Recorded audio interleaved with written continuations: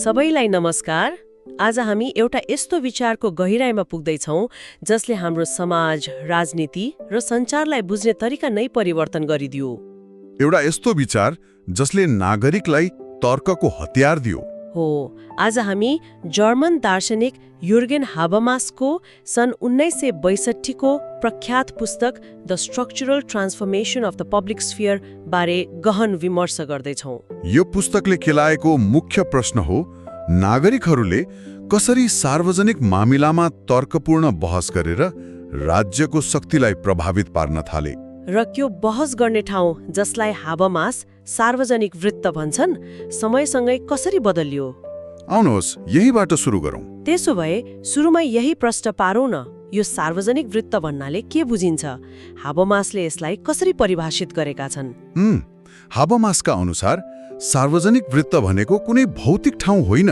यो त एउटा यस्तो सामाजिक ठाउँ हो, एउटा नेटवर्क जहाँ हामी जस्ता निजी व्यक्तिहरू भेला भएर साझा चासोका विषयमा तर्क वितर्क गर्छौं। जस्तै पत्रपत्रिका, कफी हाउस वा सेलुनहरू मार्फत। र यही विचार विमर्शबाट जनमत अर्थात् पब्लिक ओपिनियनको निर्माण हुन्छ। तर यहाँ रोचक कुरा के छ भने हाबरमासले यसलाई प्राचीन ग्रीक र मध्ययुगीन युरोपको सार्वजनिक जीवनभन्दा फरक देखाउँछन्, होइन र? हो, र त्यो भिन्नता बुझ्नु एकदमै जरुरी छ। जस्तै ग्रीक मोडल हेरौँ। ग्रीसमा पोलिस मतलब सार्वजनिक र ओइकोस मतलब निजी घर, यिनीहरू बीचमा स्पष्ट भिन्नता थियो। तर त्यहाँको सार्वजनिक जीवनमा घरको मालिक अर्थात् पुरुष नागरिक मात्रै सहभागी हुने पाउँथ्यो, किनकि उसको घरको काम गर्न दास र महिलाहरू थिए। एकदम, उनीहरूको श्रमबाट मुक्त भएर मात्रै ऊ बहसमा जान सक्थ्यो। भनेपछि त्यो सार्वजनिक बहसको जग नै निजी क्षेत्रको शोषणमा टिकेको रहेछ। हो, अब मध्ययुगीन मोडल त झनै फरक थियो। कस्तो थियो? मध्ययुगमा सार्वजनिक र निजी बीचको आजको जस्तो विभाजनै थिएन। त्यहाँ प्रतिनिधित्वमूलक सार्वजनिकता थियो। प्रतिनिधित्वमूलक सार्वजनिकता? यो अलि जटिल सुनियो। हो, तर यसलाई सजिलोसँग बुझ्न सकिन्छ। राजा, ड्युक वा सामन्तहरूले आफ्नो शक्ति र प्रतिष्ठा जनताको सामु प्रदर्शन गर्थे, जनताको लागि प्रतिनिधित्व गर्दैनथे। भनेपछि त्यो एउटा शक्ति प्रदर्शनको मञ्च थियो, बहसको होइन। हो नि, उनीहरू आफ्नो पदलाई सार्वजनिक रूपमा प्रस्तुत गर्थे। गोथेको उपन्यास विल्हेम मिस्टर्सको उदाहरणले यसलाई अझ प्रष्ट पार्छ, होइन? जहाँ एक पात्रले भन्छ कि कुलीन व्यक्तिले आफ्नो व्यक्तित्वले नै सबै कुरा प्रस्तुत गर्छ, तर बुर्जुवा व्यक्तिले आफूले उत्पादन गरेको कुराले मात्र आफ्नो पहिचान बनाउँछ। अनि 18औं शताब्दीमा युरोपमा पुँजीवाद र लामो दूरीको व्यापारको विकाससँगै यो प्रतिनिधित्वमूलक सार्वजनिकता कमजोर हुँदै गयो र नयाँ बुर्जुवा सार्वजनिक वृत्तको उदय भयो। यो परिवर्तन कसरी भयो त? कुन कुराले यसलाई सम्भव बनायो? यसका पछाडि केही महत्त्वपूर्ण सामाजिक र आर्थिक कारणहरू थिए। पहिलो थियो समाचारको आवश्यकता। समाचारको भोक। व्यापारको विस्तारसँगै व्यापारीहरूलाई टाढा टाढाका घटनाहरूबारे सही र छिटो जानकारी चाहिन थाल्यो नि। यसले सुरुमा चिठीपत्र र पछि छापाखाना मतलब प्रेसको विकास गरायो। समाचार आफैमा एउटा वस्तु बन्यो। अनि मानिसहरू भेला भएर बहस गर्ने नयाँ ठाउँहरू पनि बने होलान्। एकदम, जस्तै लन्डनका कफी हाउसहरू 1680 देखि 1730 सम्म त यिनीहरूको स्वर्ण युग नै थियो। कति थियो होलान् त्यस्ता कफी हाउस? 18औं शताब्दीको सुरुमा लन्डनमा करिब 3000 कफी हाउस थिए भन्ने अनुमान छ। 3000? हो, त्यहाँ पुरुषहरू भेला भएर साहित्य, कला र पछि राजनीतिक र आर्थिक मुद्दाहरूमा बहस गर्थे। अनि प्यारिसका सलुनहरू नि? प्यारिसका सलुनहरूमा कुलीन वर्ग र बुर्जुवा बुद्धिजीवीहरू जस्तै लेखक, कलाकारहरू सँगै बसेर छलफल गर्थे। यी स्थानहरू महिलाहरूले सञ्चालन गर्ने हुँदा यहाँको शैली अलि फरक थियो। जर्मनीमा पनि यस्तै केही थियो कि? जर्मनीमा टेबल सोसाइटीहरू थिए। यहाँ पनि विभिन्न सामाजिक पृष्ठभूमिका मानिसहरू साधारण मानिसको रूपमा भेटेर छलफल गर्थे। अर्थात् दरबारको एकाधिकारबाट बाहिर निस्किएर शहर, द टाउन, विमर्शको केन्द्र बन्यो। हो, र सुरुमा साहित्य र कलाको आलोचनाबाट सुरु भएको यो बहस बिस्तारै राजनीतिक आलोचनामा परिणत भयो। एकदम साहित्यिक सार्वजनिक वृत्तले राजनीतिक सार्वजनिक वृत्तको लागि एउटा तालिम मैदानको काम गर्यो। र यो राजनीतिक वृत्तको मुख्य काम चाहिँ के थियो? यसको मुख्य काम राज्यको शक्तिमाथि निगरानी र आलोचना गर्नु थियो।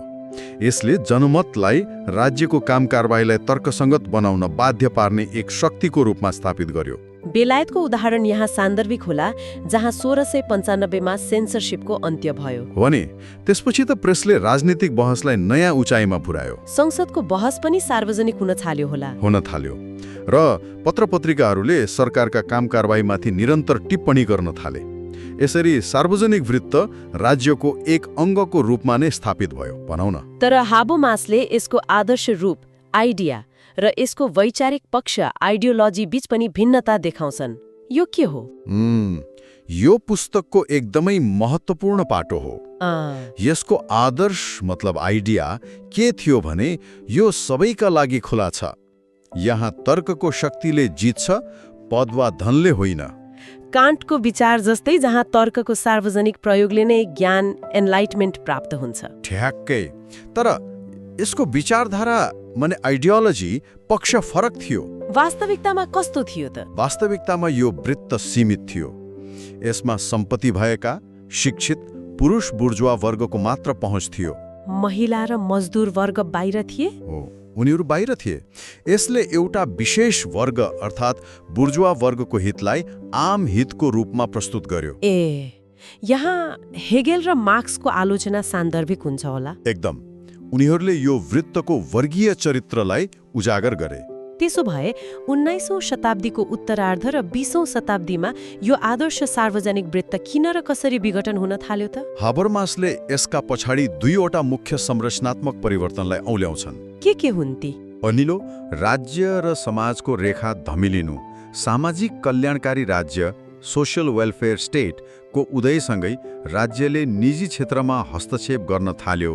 अनि निजी संस्थाहरूले सार्वजनिक कार्यहरू गर्न थाले। हो, यसले सार्वजनिक र निजी बीचको त्यो स्पष्ट सीमा रेखा मेटाइदियो जसमा उदारवादी सार्वजनिक वृत्त टिकेको थियो। अनि दोस्रो कारण? दोस्रो कारण थियो सञ्चार माध्यमको व्यापारीकरण र उपभोक्ता संस्कृतिको उदय। यसलाई अलि विस्तारमा भन्नुहोस् न। प्रेस, जुन कुनै बेला बहसको मञ्च थियो, त्यो अब विज्ञापन बेच्ने व्यापारमा परिणत भयो। प्रकाशकहरू समाचारको व्यापारीबाट जनमतको व्यापारी बने। जनमतको व्यापारी, कस्तो डरलाग्दो शब्द हो। अनि रेडियो र टेलिभिजन जस्ता नयाँ आम सञ्चार माध्यमहरूको उदय भयो, जसले संस्कृतिलाई बहसको विषयभन्दा पनि उपभोगको वस्तु बनाइदियो। तर्क वितर्कमा आधारित बहसको ठाउँमा जनसम्पर्क र सहमति व्यवस्थापनले लियो। ठ्याक्कै। मानिसहरू संस्कृतिमाथि बहस गर्ने नागरिकबाट संस्कृति उपभोग गर्ने उपभोक्तामा परिणत भए। अर्थात् आलोचनात्मक सार्वजनिक वृत्तको ठाउँमा एक प्रकारको प्रदर्शन र व्यवस्थापनमा आधारित सार्वजनिकता, स्टेज्ड और म्यानिपुलेटिभ पब्लिसिटी हाबी हुन थाल्यो। एकदम। यी सबै कुराहरू 60 वर्ष पुरानो युरोपीय समाजको विश्लेषण भए पनि अब यसलाई नेपालमा ल्याउन आजको नेपालमा यो कतिको सान्दर्भिक देखिन्छ? यो अत्यन्तै सान्दर्भिक छ। हामी नेपालमा सार्वजनिक वृत्तको विकासका चरणहरूलाई हाबरमासको मोडेलसँग तुलना गर्न सक्छौं। जस्तै यसको उदयको कुरा गरौँ न। नेपालमा 2007 साल र विशेष गरी 2046 सालपछि पत्र-पत्रिका र स्वतन्त्र प्रेसको विकासले एउटा राजनीतिक सार्वजनिक वृत्तको निर्माण गर्यो नि। हो। चिया पसल, चौतारीहरू अनौपचारिक बहसका केन्द्र बने। हो, जहाँ मानिसहरू राजनीतिक र सामाजिक मुद्दामा छलफल गर्थे। तर वर्तमान अवस्था कस्तो छ त? आज नेपालका सञ्चार माध्यमहरू पनि व्यापारीकरणको प्रभावबाट अछुतो छैनन्। समाचार र विचार विमर्शमा ठूला व्यापारिक घराना र राजनीतिक दलहरूको स्वार्थ हावी भएको देखिन्छ। यो त गम्भीर प्रश्न हो। के हाम्रा मिडियाहरू साँच्चै तर्क वितर्कको मञ्च हुन् वा तिनीहरू पनि सहमति व्यवस्थापन गर्ने औजार बनिरहेका छन्? यो हामी सबैले सोच्नुपर्ने कुरा हो। अनि सामाजिक सञ्जाल नि?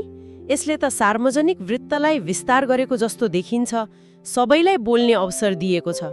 हो, एकातर्फ त्यो सत्य हो, अर्कोतर्फ यसले समाजलाई साना साना इको चेम्बर अर्थात् एको चेम्बर्समा विभाजित गरेको छ, जहाँ तर्कपूर्ण बहसभन्दा गाली गलौज र ध्रुवीकरण बढी हुन्छ।